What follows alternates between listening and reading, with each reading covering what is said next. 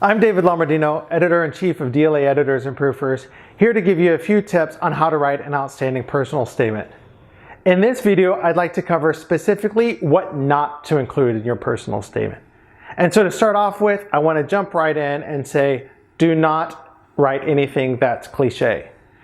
And of course, you may not necessarily know what is or is not cliche, and you may not even know what the word cliche means, so let me start there. The word cliche means basically something that is done so many times that it no longer becomes interesting. And a great example of that is writing about an experience of being on a sports team. Let's say, for example, that you're applying for medical residency and you want to talk about what a great team player you are or how great you are in a team environment. And you say, well, I played on a soccer team and so I'm a great team player. That is cliche. It is commonly done, lots of people do it, and it doesn't really offer any specific insight into you. And so you've got a couple of options on what to do. If you want to talk about being on a sports team, or anything that's cliche for that matter, but this is the example that I'm using, then do so in a way that shows how that's specific to you. So were you a captain on a team? Was there a game that you played in where you did something particularly outstanding or noteworthy or that you'd like to draw attention to? In other words, don't just say that you were on a soccer team. Talk about something specific about your participation on that soccer team. And don't simply sit there and say, well, this is a great example of how I work on a team. Describe a situation where it shows that you worked really well on a team. In other words, show that rather than just simply telling it. Show it through that experience. Of course, another option would be simply to think about what it is, the point you're trying to convey, and then think about perhaps rather than going into something like a sports team that you were on or a sport that you played in, think about a more directly relevant experience. So if you want to communicate teamwork, and if we're continuing our example of applying for medical residency, think about a time as a medical student when you showed teamwork, whether that's working on a team project or even better, something that happened in a clinical setting where you were performing as a part of a team where your contribution was necessary and important and where you worked well with others.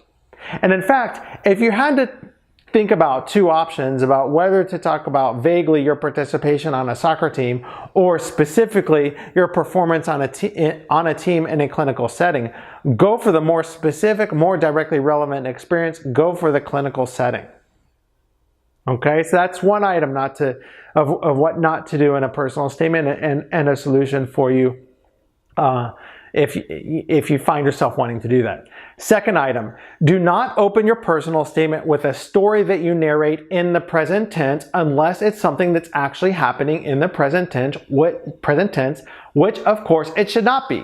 Your introduction should be something that has happened in the past. It's something that establishes the foundation of your personal statement.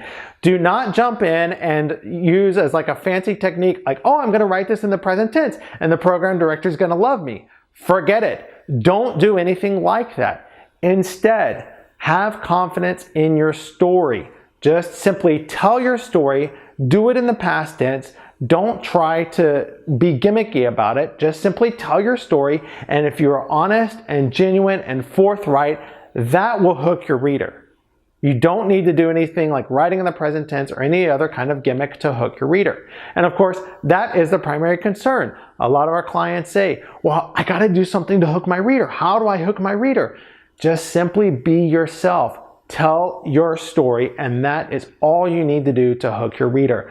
If you're applying to medical residency, for example, or law school, or whatever program you're applying to, unless it's a creative writing program, they're not going to be interested. They're not going to be judging you on how you narrate a story in kind of some gimmicky or catchy fashion. It's much better to just simply tell your story as it is, clearly, succinctly, and in an engaging manner. That brings us to the next point of what not to do in a personal statement, which is do not use any gimmicks. A great example of this is a personal statement I worked on a few months ago where the candidate had written her personal statement as if she was being interviewed by a game show host. In other words, she was a game show participant and the game show host was asking her a question and she was giving an answer. And it was it was just a terrible idea for the personal statement, and I'll tell you why. It's entirely self-serving, it's egocentric. It's clear that she's creating the questions that she's asking herself. It's completely self-absorbed, self-encapsulated. It portrays a picture of somebody who is not going to want to work well or is going to be able to work well with others in the program. That's a big problem. And again, we get back to the fact that it is a gimmick, and nobody wants to see gimmicks. They just want to know what your story is. The more you try to use gimmicks, the more that the programs are going to think that you don't know what your story is, or that there's a problem with your story, or that you're trying to hide something, or that you know that you're not a great candidate for the program, and so you're trying to compensate by doing something else. In other words, there's nothing positive that can result out of your taking that approach in a personal statement. Finally, a final point of what to avoid in a personal statement: avoid the passive voice. The personal statement is the story of what you have done, of what your perspective is, of what your view of your future is. It is not the story of anybody else. It is your story. And so avoid the passive voice. Now, what is the passive voice? The passive voice is a statement that is made and in such a way as to not communicate the one who is doing something.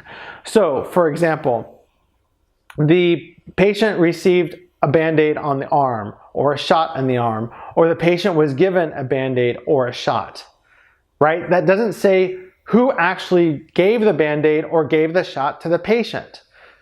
If you've got a passive voice statement in your personal statement, change it to the active voice. I want to know exactly who did it, who gave that Band-Aid, who gave that shot. And if it's not you and you're talking about somebody else who's done that, then you need to show how that's directly relevant to something that you were actually doing, because again, the personal statement is not their story, it's yours. I hope you have found some of these tips useful, helpful to you in thinking about what to write and specifically what not to write in your personal statement. We offer a full range of services for personal statements, from proofreading to revision and critique to consultation. We'd love to help you with yours. Come check us out at www.dlaeditors.com. Once again, www.dlaeditors.com.